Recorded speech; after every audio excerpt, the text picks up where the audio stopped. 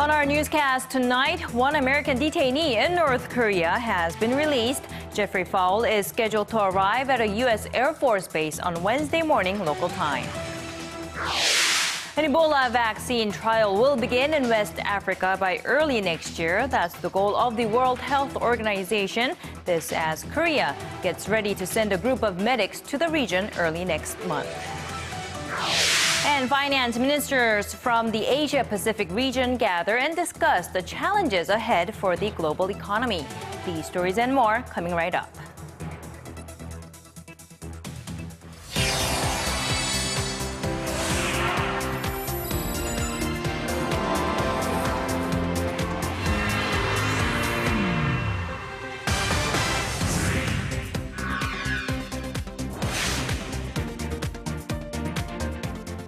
It's 6 p.m. on Wednesday, October 22nd here in Seoul. Welcome to Early Edition at 6. I'm Hyun-kyung. And I'm Daniel Choy. Thank you for joining us.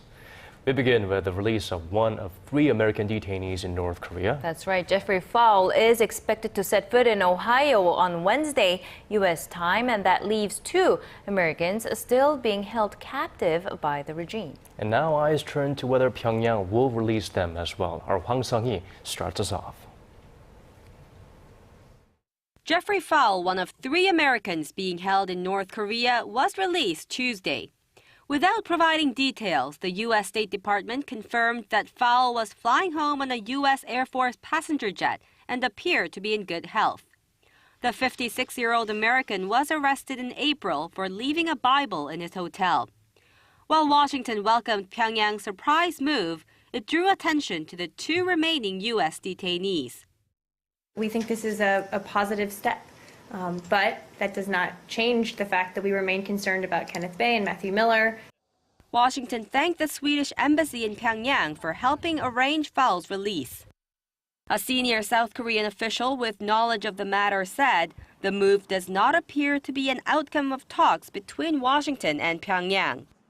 But the prospect of dialogue between the 2 foes seems to be budding. Speaking at a forum in Washington Tuesday, U.S. Special Envoy for the 6-party nuclear talks, Sidney Seiler, rejected the widespread view that Washington is insisting on preconditions for restarting nuclear talks. Seiler stressed that the 6-party dialogue would have to be first and foremost about denuclearization, but added that could be demonstrated by North Korea holding off on its current nuclear activities. The U.S. official said Washington is willing to listen to North Korea's list of demands and complaints to encourage them to make the right decisions. Seiler said, however, that the problem is the North's unwillingness to respond. Hwang Sung-hee, Arirang News. And as with most moves out of North Korea, the release of Jeffrey Fowle is puzzling officials even more about the regime's motives. But that doesn't stop any analysts from speculating, and some are saying that North Korea's decision may have a positive effect on inter-Korean relations. Connie Kim explains. South Korea welcomed the news that American Jeffrey Fowle had been released by the North. While Pyongyang's unexpected move is largely being seen as an attempt to better relations with Washington, analysts in Seoul say it could also have implications for inter-Korean ties. I don't think the release of one American detainee will have a direct impact on cross-border relations, but it shows that they can be flexible with Washington, which could have a positive impact on South-North relations. The 2 Koreas are scheduled to hold a second round of high-level talks later this month or in early November. Seoul has proposed to meet on October 30th, but Pyongyang has yet to respond. The prospects for talks have been clouded by 3 cross-border shootouts in less than 2 weeks. And while North Korea's silence on the offer getting louder, an unnamed high-ranking official from South Korea's unification ministry says it's unlikely that Pyongyang backs out of the talks. The official said that's because it was a high-level North Korean delegation that agreed to hold them in the first place during a trip to Korea earlier this month. If and when the meeting does take place, experts don't expect much progress. They say the 2 Koreas will be coming to the discussions with 2 very different agendas and interests. Connie Kim, Arirang News. And in the meantime, South Korea's foreign and defense chiefs have embarked on their trip to Washington to attend security talks, often referred to as the 2+2 meeting.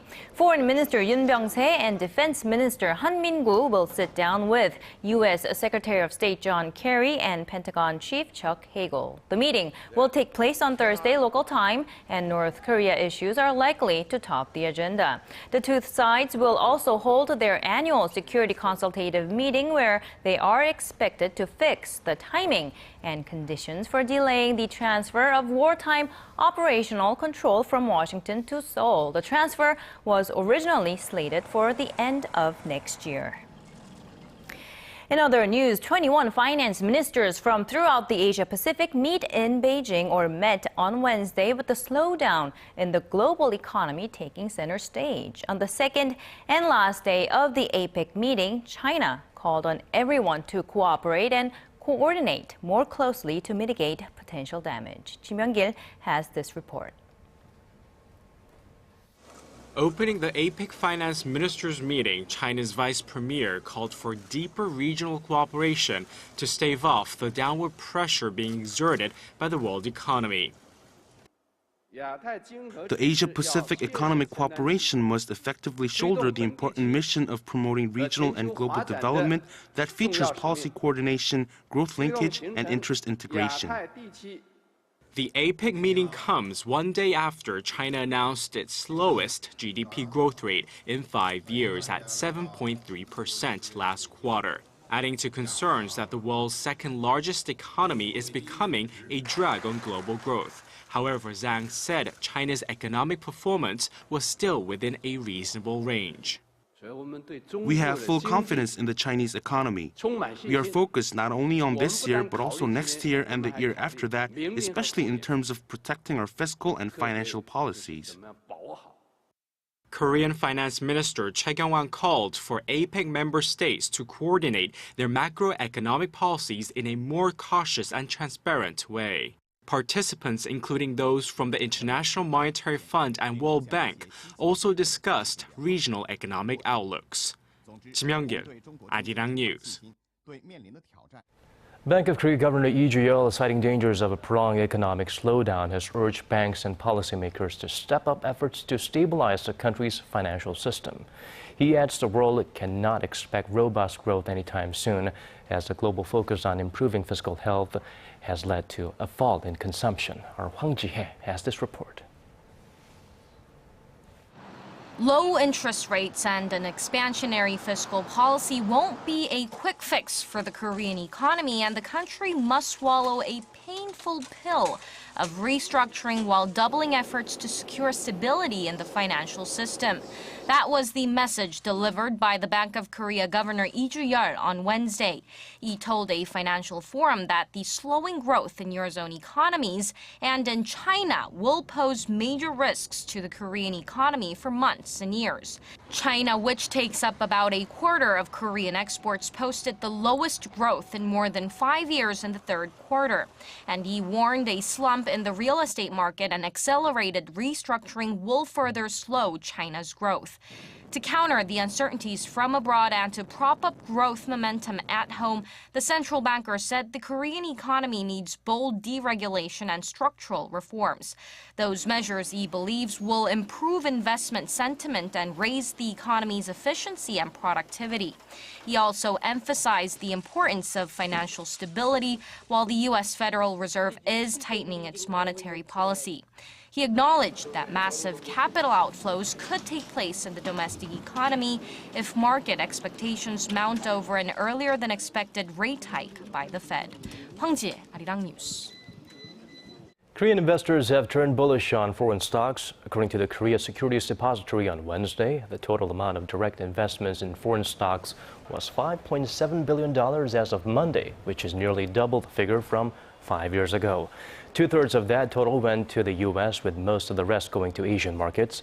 Market analysts say investors are taking their money overseas, as the local market has been disappointing, with the benchmark Kospi struggling to break through the 2,000-point barrier in recent months. Now, one of the secondary events of the 2014 International Telecom Conference currently taking place in Busan is the World IT Show. Anybody can come take a look at the latest IT gadgets and trends up close and personal. But for those who can't make it to Busan, our Kim Ji-yeon takes us to the scene. Fast and smart seems to be the keywords in the World IT Show 2014. Advanced technology is adding conveniences to our everyday lives, like this smart home, enabling users to control home devices through a single application. In order to facilitate this smart trend, one of the country's largest telecommunications operators, KT, says it has commercialized an ultra-high-speed giga internet service. It's 10 times faster than the current broadband service we have in Korea. Users can download a movie in just 30 seconds. Everything has changed. Like, as you know, the IoT things is kind of big issue in Korea, and cloud service is a big issue. But for this service, the strong network is principle for all the network things. So if you don't have like strong background network, they don't have any service. That's why it's very important for us and for our customer. Consultation services are provided for buyers and sellers who have come from all corners of the world. Yeah, well, it's actually my first time in Asia, my first time in Korea, and my first time in an IT show this big and this important. It's pretty amazing the stuff you have here. Well, this 3D technology that it's next to us, I couldn't really prove the thing because it's in Korean and I cannot follow the steps, but it looks very interesting. The World IT Show is also a chance for local small and mid-sized exporters to fill up their contact books. The Korea-based McKinley company is promoting its smart wireless network that uses a unified infrastructure rather than the current diversified version. This brings down costs by reducing the need for overlapping investment. Kim Ji-yeon, Arirang News, Busan. And Ji-yeon was showing off a bit for us there, but one of the hottest trends in the IT sector nowadays is without a doubt wearables. A recent industry report suggests that the market is going to expand greatly in the coming years, but there's going to be challenges. Hwang Sung-hee has more. There's been a lot of hype about wearable technology, but for most consumers, it's yet to make the leap to must-have gear. However, market watchers believe it's just a matter of time before the boom begins. Leading professional services network PricewaterhouseCoopers in a recent report forecast sales of some 130 million wearable devices between now and 2018. It says 53% of so-called millennials, those between the ages of 18 and 24, are excited about the technology. PwC suggests 6 industries will see the greatest benefits from the rise in wearables. Entertainment and media companies are expected to be the big winners, as the report says, where there's a screen, there's an opportunity. It might not be a revolutionary new genre, but analysts say it improves what's already there by enhancing the fun factor. This factor plays right into the gaming industry, which will go beyond touchscreens and incorporate other senses into the experience. The healthcare sector is also expected to reap benefits by developing more devices for consumers to monitor themselves. Social media, advertising, and retail businesses are also forecast to ride the wearable tech wave for profits. So the forecast seems bright, but the industry does face some obstacles. While the report says 1 in 5 U.S. adults already own a wearable device, it also revealed 1/3 of them didn't use it very often or even at all. Analysts say the biggest challenge the industry faces is convincing consumers their wearable device is something they can't leave home without. Kwon So-ah, Arirang News. Let's shift our focus to the present. Korea's high youth unemployment rate is forcing younger job seekers to resort to some unusual measures to land a job, any job. Seoul's Jungang Daily newspaper reported Wednesday that a growing number of job seekers with college degrees are leaving that fact off of their job applications, listing themselves only as high school graduates. According to that newspaper, desperate college graduates turn to this unorthodox method because they believe such qualifications make it harder for them to get hired.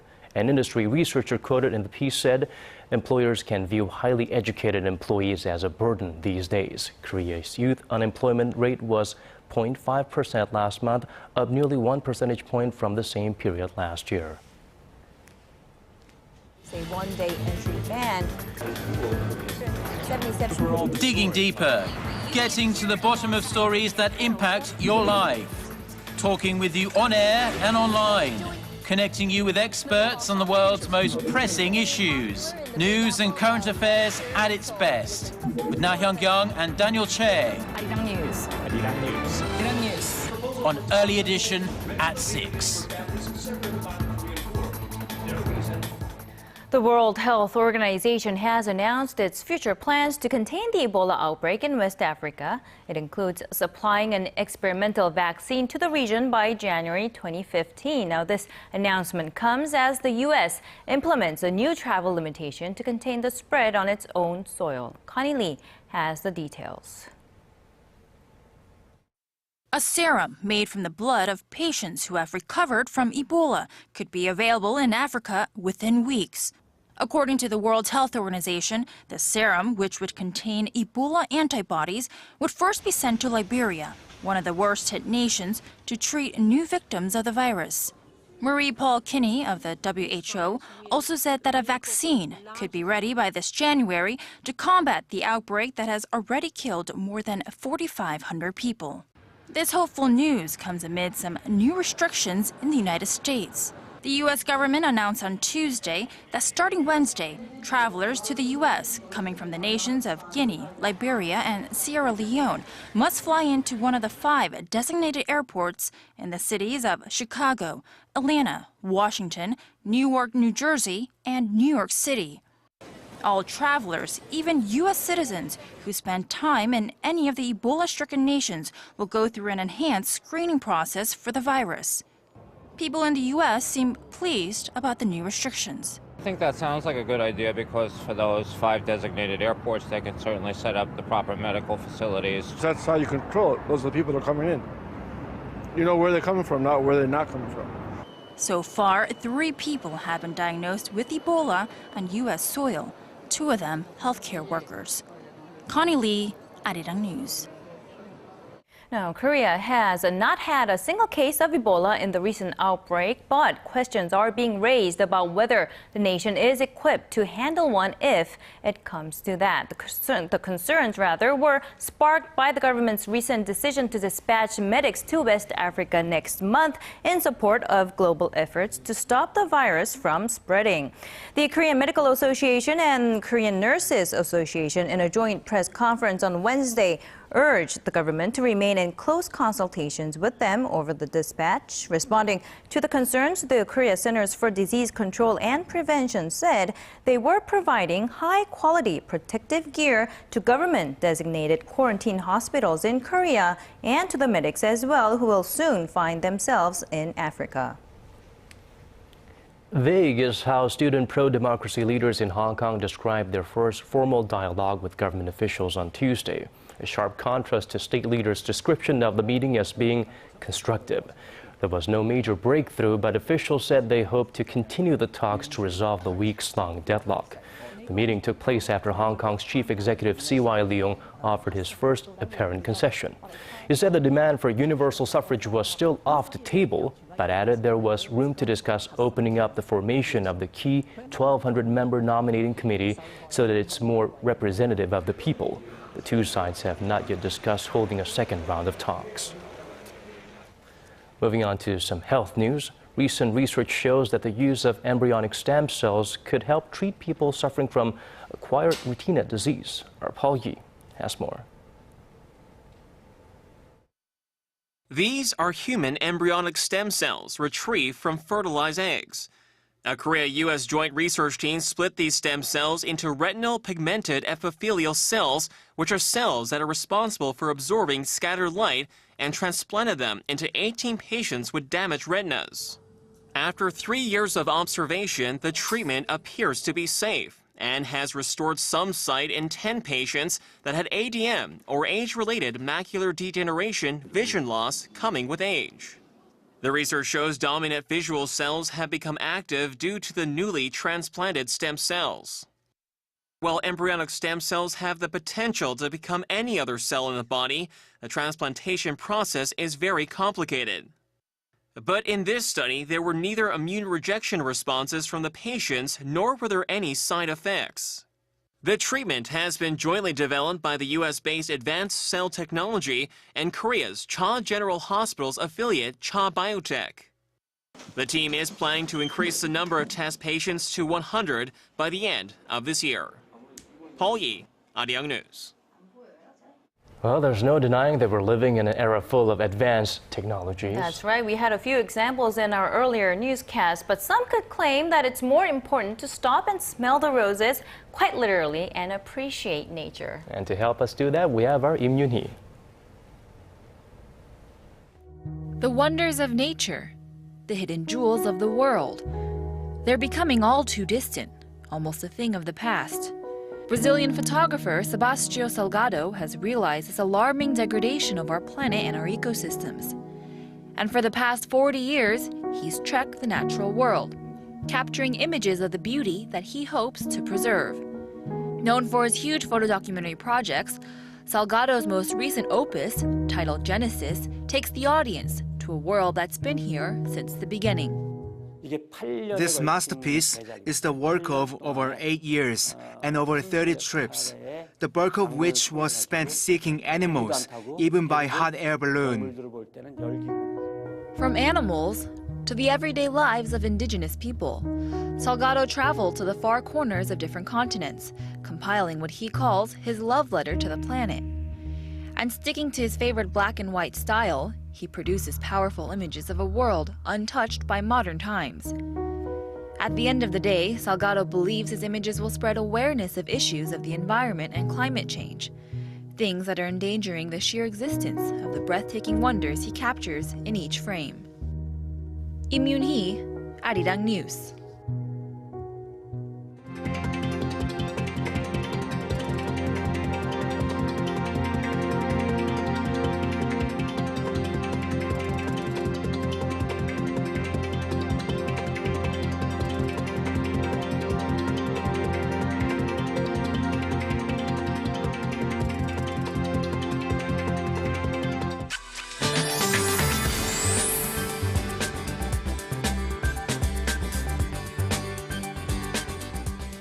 And now the weather. To borrow a quote that's overused in the Game of Thrones, winter is coming little by little. Yes, winter is coming. It's quite cold here in the studio as well. Let's now turn to our Michelle Park for the latest on the weather. Michelle.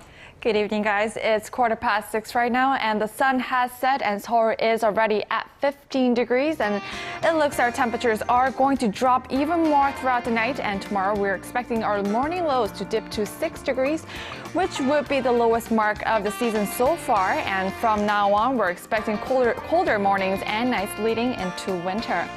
And looking further into the forecast, the rest of the week is looking very bright with partly cloudy skies and favorable daytime highs in the nation. And that is except in the west central regions where there will be light showers on Sunday afternoon.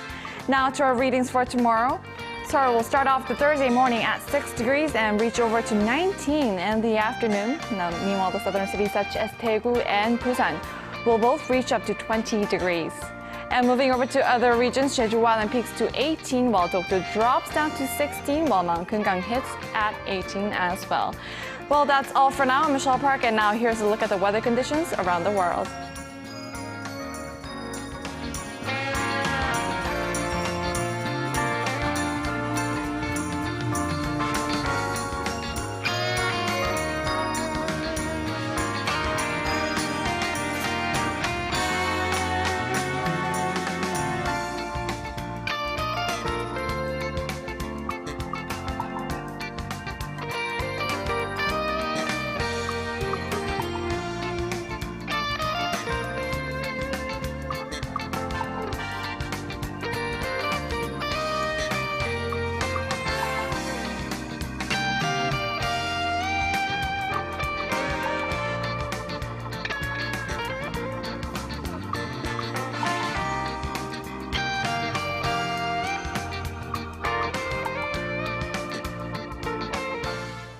Well, that's all we have for you at this hour. Those of you tuning in from nippier regions like Korea right now, do dress warm and remember to stretch before you do any strenuous physical activities. To our viewers in different time zones, have a wonderful day. This has been Daniel Choy. And I'm Hyun-kyung. If you're tuning in from Korea, have a good evening. Daniel and I will be back tomorrow. Bye-bye for now.